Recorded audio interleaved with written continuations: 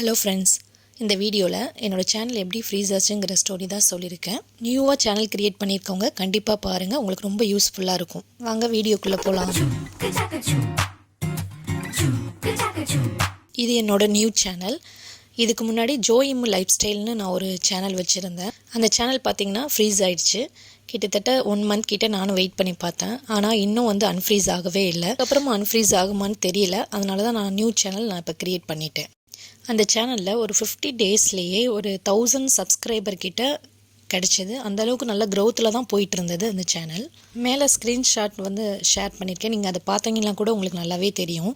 இவ்வளோ நல்லா போயிட்டு இருந்த சேனல் திடீர்னு ஃப்ரீஸ் ஆகிடுச்சு. அந்த சேனலில் நிறைய நான் ஷார்ட்ஸ் வீடியோ தான் போட்டிருந்தேன்.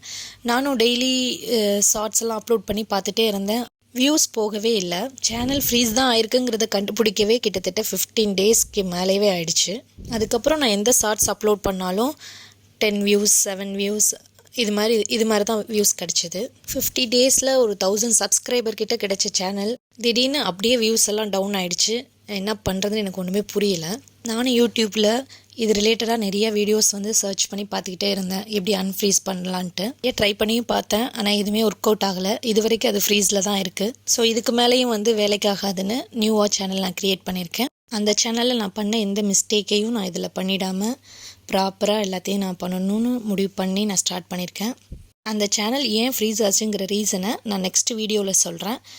தேங்க்ஸ் ஃபார் வாட்சிங். Keep support my channel. Thank you.